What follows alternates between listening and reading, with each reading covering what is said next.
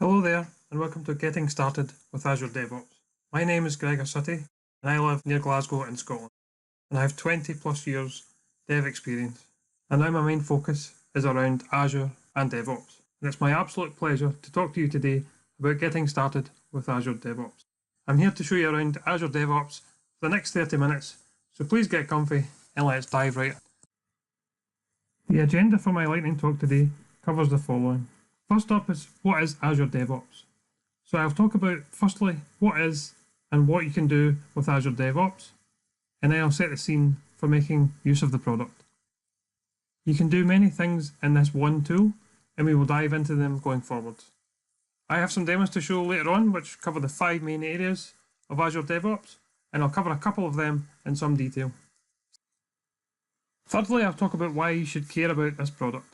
Wouldn't you like it if you could manage the backlog, manage your boards, whether it be Kanban boards or Agile boards, build, test and deploy your code from one tool, not to mention the repos and code reviews. Next we'll cover demos, so I have a couple of demos for you today to show you some example projects and how to go about creating builds and deploying code. I'll also show you some of the add-ons available from the marketplace. Azure DevOps is very extendable, and last but not least, where can I find out more? So what is Azure DevOps? In a single statement, Azure DevOps is everything you need to build your software product from beginning to end. You can learn how Azure DevOps helps you plan your project with Agile tools, manages your code using Git, and deploys your code through the best CI/CD system on the planet. That quote is from Donovan Brown, who's the Microsoft DevOps manager. So in a nutshell, Azure DevOps gives you the tooling to plan your work and then work your plan. No other tool out there allows you to do everything from one place like Azure DevOps. So why would you want to use Azure DevOps? Well, with Azure DevOps you can deploy any language. Whether you work with .NET, Java, Python, Ruby or Node.js, you can deploy any of these languages. You can also deploy to any platform. Maybe you want to deploy to Android, iOS, Docker, Azure and even AWS and Google Cloud, etc. You can also develop on any operating system, so you can write your code using Linux, Mac or Windows.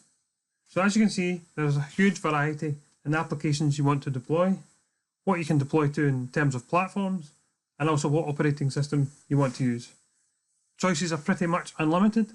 Azure DevOps is also free for open source projects with an unlimited number of users. You also get unlimited CI/CD when using it for an open source project. You also get unlimited public Git repos. So why should you even care about Azure DevOps? Take control and manage your entire project from this tool. Whether you're a Scrum Master or a team lead, tester or a developer, Azure DevOps will make your life easier. Microsoft uses it for a vast number of projects internally and actually use the tool to build out new features within the tool. You can do everything in the browser, things like see who's working in the team, view the ongoing work on your Kanban or sprint board, view the burn down chart, view the number of pull requests outstanding, view the status of deployments. But don't take my word for it. Let me demo some of them and you can see for yourself in just a bit. So here I've broken down the 5 key areas of Azure DevOps. So first up, we have Azure Boards. Azure Boards allow you to track your work using interactive, highly customizable backlog and boards. Next we have Azure Repos. You can use Git repos, and with your Git repos you get pull requests, and you can integrate that with your CI/CD to build and deploy the apps you and your team are working currently on.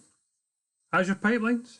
Here you can manage your CI/CD with high performance pipelines that work with any language, platform and cloud. Next we have Azure Test Plans. With Azure Test Plans you can improve the overall code quality of your apps by using manual, exploratory testing or load-based testing services. So next up we have Azure Test Plans. You can improve the overall code quality of your applications by using manual testing, exploratory testing or load-based testing services. Lastly, with Azure Artifacts, you can share code with others across teams or across your company and support CI/CD for your apps. So now it's time for some demos. Now I'm going to show you Azure DevOps and walk you through how you can get started. To start off with, you need to browse to devops.azure.com and sign in. If you don't already have an account, then simply click Start Free, create your account and then sign in with your details. Okay, so once you've signed in, you need to create a project to get started. So I'm just going to give it a project name. The visibility here is quite important. So if you choose public, anyone on the internet can view the project. And if you choose private, it's obviously private. And if you choose private, only people you give access to will be able to view the project. The other important part is advanced. So inside advanced here, you can choose the different types of version control. So your choices are Git and Team Foundation version control. And then when you're working with your process, you can choose between Agile, CMMI, and Scrum. So I'm just going to stick with the defaults just now and go for Git and Agile. And this is going to go off and create my Azure Devops project so that we can lay the foundation for getting started. Okay, so now that we have logged in and created our very first project, let's take a wee bit of a look around. So on the left-hand menu, you'll see Overview. This will show you project stats and things like team members. Then you have dashboards. If you've created a team or personal dashboard, you can view them here, and I'll show you that later on. Wiki. So if your team has documentation for the project, then this is perhaps one place you can store and share that information. Next we move on to boards. So inside boards we can view the boards for the project. We can view the backlogs. We can view sprints. And you can also look at queries.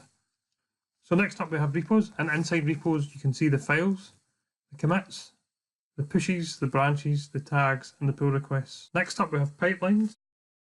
Inside pipeline we have build, create and view any build for the project. Then we have releases, create and view releases of the code for your project.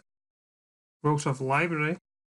This is where you can create groups of variables that you can share across multiple pipelines. Then we have task groups. With task groups, this is where you standardize and centrally manage common build and deployment steps for your application. Then we move on to deployment groups.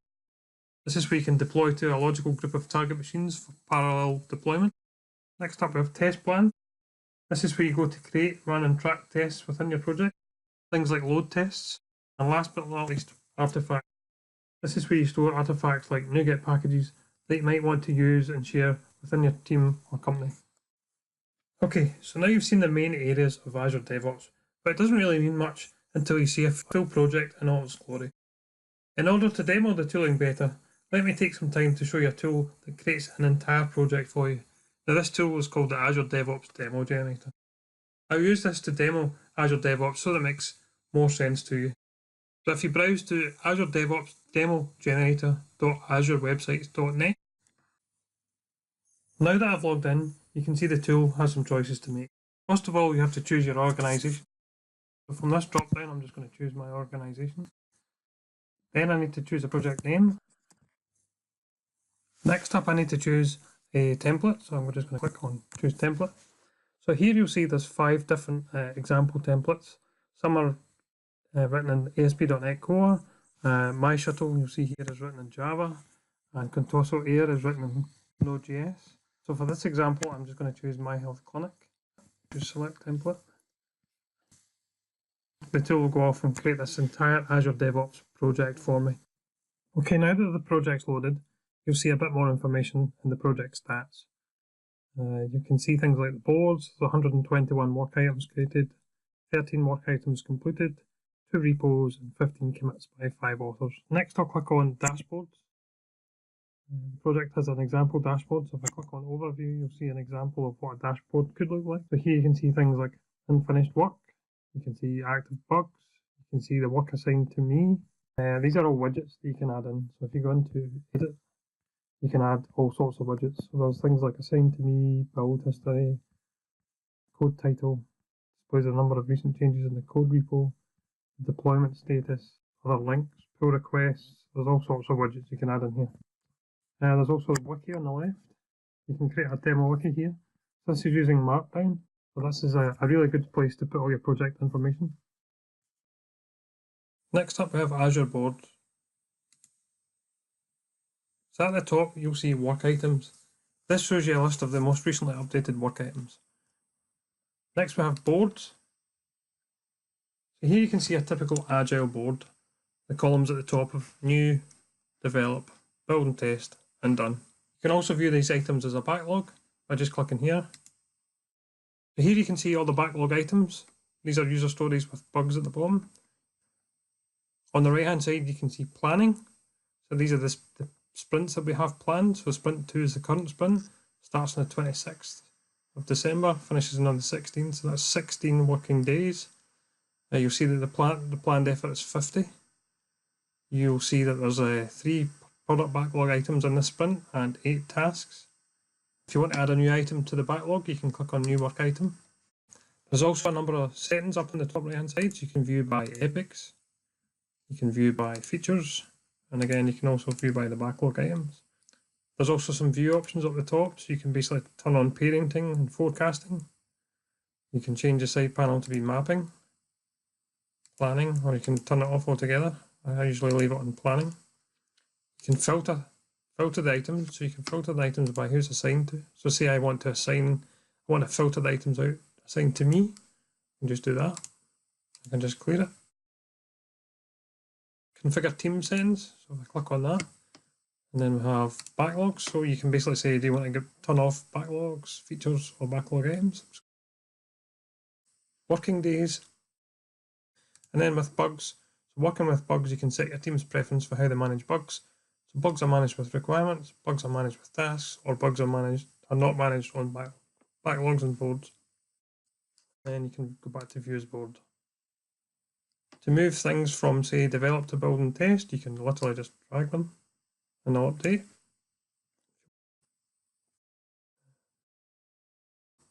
The velocity, you can see the velocity up here, and you can also see the cumulative flow. You can change this to have things like the burn down chart and stuff like that. So that's pretty much Azure boards in a nutshell.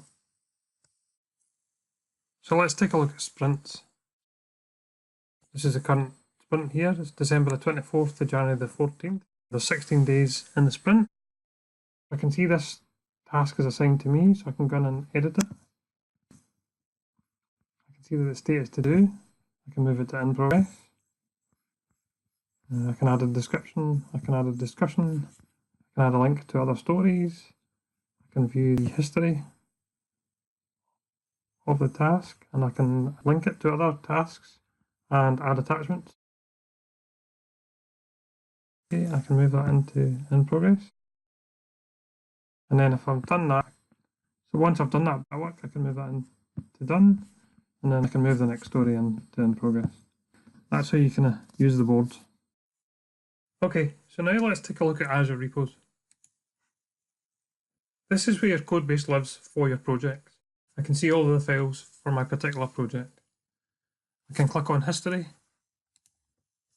and see the historical changes to the project files, and I can also view the README. If I click on commits, this will show me the list of commits, also showing me the author of these commits and the author date. If I click on pushes, I can see I have an updated push waiting to be merged. If I click on branches next, I can see the available list of branches. This particular project only has master. Next is tags. Here you can create and view tags on your commits. And last, pull requests. This shows all of the pull requests and defaults to mine, but you can also view active pull requests. From the entire team, and you can also see completed pull requests, as well as any that were abandoned. So if I go back to my pull requests, I can then go in and see details of the pull request. So this is where people would go in, review this. This is where you do the code reviews. So if I was doing this code review, for example, I would come in and I would have a look at the files. I can see the changes. I can comment on the changes. So I can basically say, this needs fixed. That comment will be stored, and then I can get feedback on that, or people can decline or approve it. So you can go up here and you can basically approve, you can wait for the author, and you can reject it. And then once you're happy with the code review is complete, you would just click complete. And then you can basically just complete that, and it'll merge the code for you. So merge that, change it back into the, and it'll also delete the source branch. Let's now take a look at pipelines. Pipelines is the main area of interest if you want to deploy your code from your Azure repos. First up, we have to build the code. The project I created from the Azure demo generator has kindly created a build for us. So let's go take a look at the build steps for this particular project.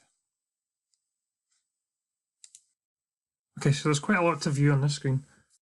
When I click on pipeline on the right hand side, you'll see the name of the project and the agent pool. This is where the agent will run. I normally choose hosted VS 2017, which means the code is being built on an agent within the tool running on the cloud. But you can change this to run the agent in various options shown, such as Mac OS and Linux. Let's have a look at get sources. So get sources is basically how is the build pipeline going to find the code that you need to build. So by default, it's clever enough to know that I've got an Azure repo. These are the tasks that the build uses to build the project. So let's take a look at some of these. So we have a .NET Core restore. We have an npm install, a bower install, some gulp tasks, doing some .NET Core build, test and publish. So here you'll see it's doing a build and a test. It's going to publish the test results. Then it will copy the files, and the most important is the publish artifact. The publish artifact is basically where do you want me to store the build artifacts once the build is completed. So it defaults to drop. And once you're done with that, you can basically just queue a new build, and then I'm just going to click queue, and that's going to queue my build. So if I click on that, I can watch the building. You can see all the steps. So this is the build for this project, building just now, on the agent hosted in Azure. Okay, and now the build's finished. Now that the build is finished, you can click on summary. You can see there was no deployments. You can see that the build artifacts have been published to the drop folder. The tests have 100% succeeded. If I then click on tests, I can have a look at the tests. So there we go, had 6 tests, 100% passing, and it's given us a nice little, hooray, there are no test failures.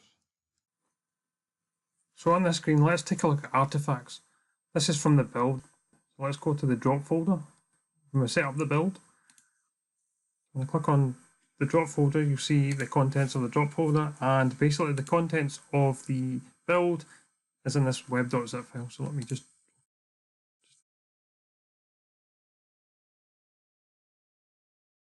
click on open when done. And once that opens, this is the contents of everything that we're going to deploy. So let's go and look at releases. One of the things you get when you download this code is you get a release setup. So let's take a look at the release that's currently been created for us, this release here. You'll see that there's 3 environments. Now if you ever see a red exclamation mark like that, it means there's something not quite right. So let's go and take a look at the dev environment and see what's wrong with that. So basically it's saying some settings need attention, and you'll see this up here if there's anything wrong with the build or the release. So let's click on Azure deployment. So basically I haven't set up the subscription to deploy this. So let's go in and sort that. So let's click on the subscription.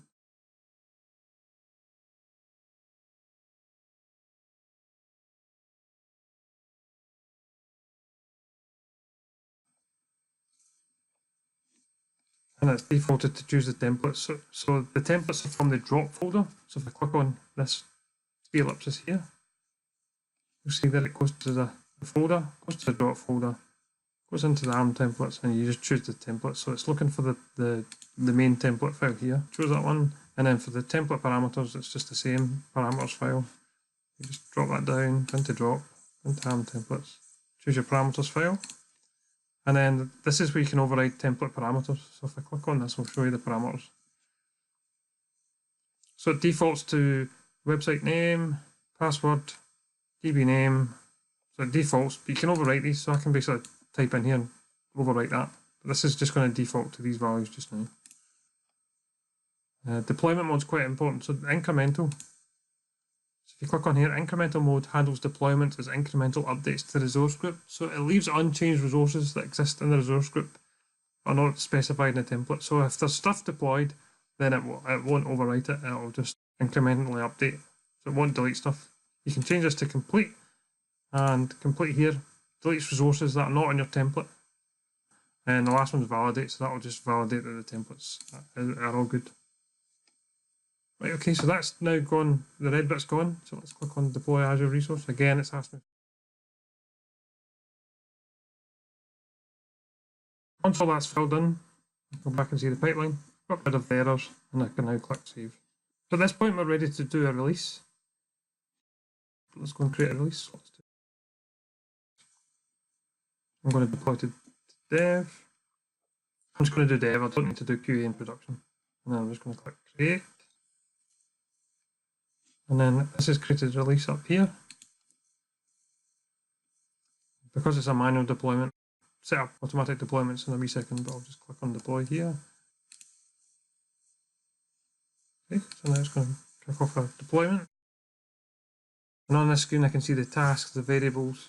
I can see all the tasks, see the variables, see the logs. So that'll go off and do a deployment to development now. Okay, so that's our deployment succeeded. Let's go and take a look. Okay, so that's our web app deployed to Azure. You can see this is the example that I downloaded, My Health Clinic E2E. You can see that it's a .NET Core web app. That's just an example of me deploying this to Azure. Okay, now it's time to make some changes to the code. So basically I'm going to click on repos and I'm going to clone the repo down to my local machine. So basically I'm going to choose this, I'm going to clone this inside Visual Studio. You get the options to clone it in VS Code, WebStorm, Eclipse, all that kind of stuff. So I'm just going to clone that right now by clicking clone in Visual Studio. Okay, now that I've logged in, basically I'm going to clone this to my local machine. I'm just going to call it Health Clinic 2. I'm just going to clone that. So it's going to clone this from the Azure repo that we've created. So that I can open it up, make some changes inside Visual Studio, and then I'll take you through how to do a deployment of my change. Okay, now that I've pulled down the repo locally, I'm going to show you one of the extensions that I use quite extensively. So I go into Team Explorer within Visual Studio, and I'm using this GitHub extension. You can find this GitHub extension in Tools, Extensions and Updates, and it's this one, so I recommend you download that one. It's the GitHub extension for Visual Studio. This basically allows me to make changes, sync changes, look at the builds, tag my code, create branches, pull requests, I can even stash and work items. I highly recommend using this tool. Okay, now that we've cloned the repo down to Visual Studio, let's have a look at commits. So as you can see, I haven't made any commits of late. So I'm basically going to go back to the website and I'm going to change this text to say, come in, join us and be healthy in 2019. So this is the web solution within the project. So if I go back to Visual Studio and I've located the web project and I've found where this and be healthy is. All I'm going to do is change this to say in 2019. I'm going to save that. Then I'm going to go back to Team Explorer. Then there I'm going to click on Changes to do the changes. So before I continue, I'm just going to run this locally in the Visual Studio just to check that the change shows up as expected. Yep, there we go. So this is a commit that I'm going to check in and then deploy to Azure because currently it's running locally. So I'll go back to Visual Studio and I'll put. So here you get to choose commit all and push, commit all and sync. So I'm just going to do commit all and sync, and that'll basically check my change in and push it up to the Azure repo. So you'll see this syncing using Visual Studio. I go back to my repo and go back to commits. There we go, there's my new commit. Now one thing I didn't do is set up a continuous deployment. So let's do that just now. Let's go back to builds. The aim here is that when you make a change in Visual Studio and check the code into Git, it automatically builds and deploys the code. So let's sort that just now. So if I go back to my build for the project and go to edit, I want to enable continuous integration. So to do that, from your build, click on triggers, and it's simply click enable continuous integration. So just to recap, when I make a change in Visual Studio and I commit that change, it will now automatically kick off a build. And all I need to do is save. So what I'll do now is I'll go back to builds. You can see there's 3 builds here, and I'll make another slight change. Save that. Change this to commits. Change that to changes.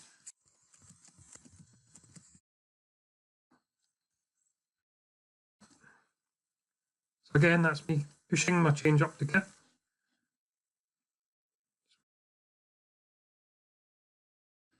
Build, you should see an automatic build. There we go, an automatic build.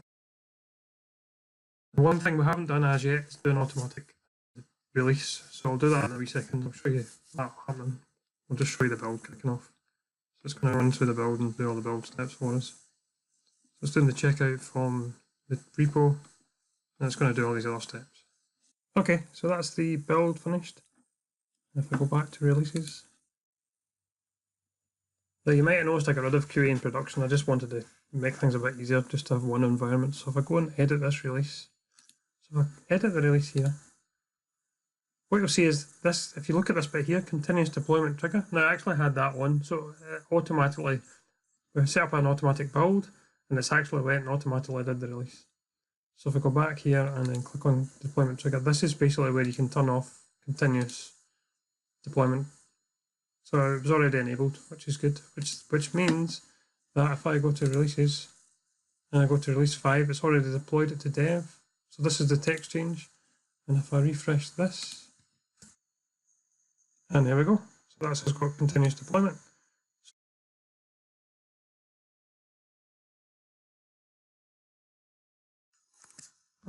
I'll change this and I'll just put in Happy Easter.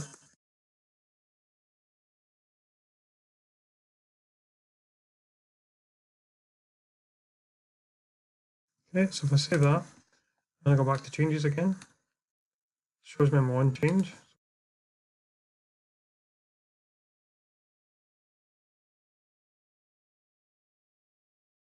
And I'm just going to do commit all and push.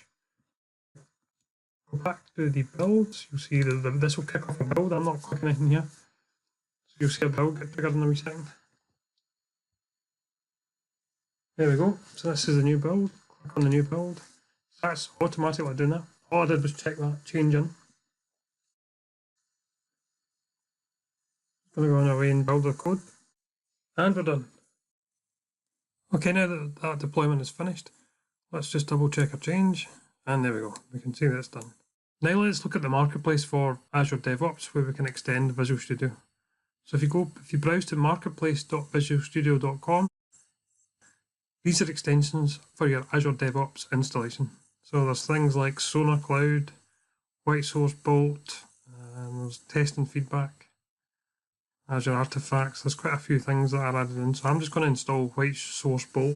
White Source Bolt is used to detect and fix security vulnerabilities, problematic open source libraries. So if our code is using any open source libraries, we can install this add-on, which I'm about to do now, just by clicking Get It Free. And this will check our OSS code for any vulnerability. And I'm just going to click Install.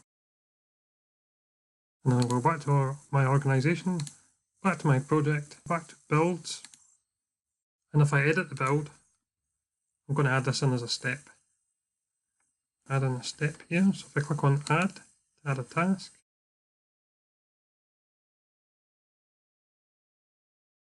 And White Source Bolt, and I click Add. So it's going to add a step. I'm going to move this step up before it does the publish.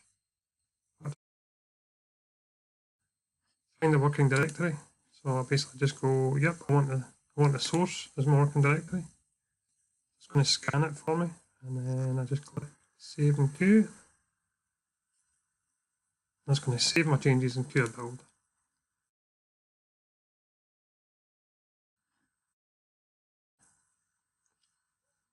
Just going to let it build, and then we'll see what happens for the output for the White Source Bolt add-on. So let's click on White Source Bolt build report. This will look at your project and tell you that there's 4 security vulnerabilities. It will give you the age of the vulnerabilities. It will tell you if there's high, medium, and low, and it will also tell you there's a kind of license risk and compliance. And you can also click on outdated libraries. So it'll show you which libraries in the project are out of date, and it'll give you an inventory, and it'll show you all the licenses. So this is White Source Bolt add-on, which is one of the ways you can extend Azure DevOps. So now that we're coming to an end, let's find out where you can find out more. One of the 3 links I have on the screen is the Azure DevOps homepage. So this is basically the best place to go and start learning about Azure DevOps. This is the Microsoft documentation for DevOps. Another place you can go is actually my blog, where you can see all the Azure DevOps blog posts that I've got. And number 3 is an article that I read that was published. It's a professional grade configuration for Azure DevOps services.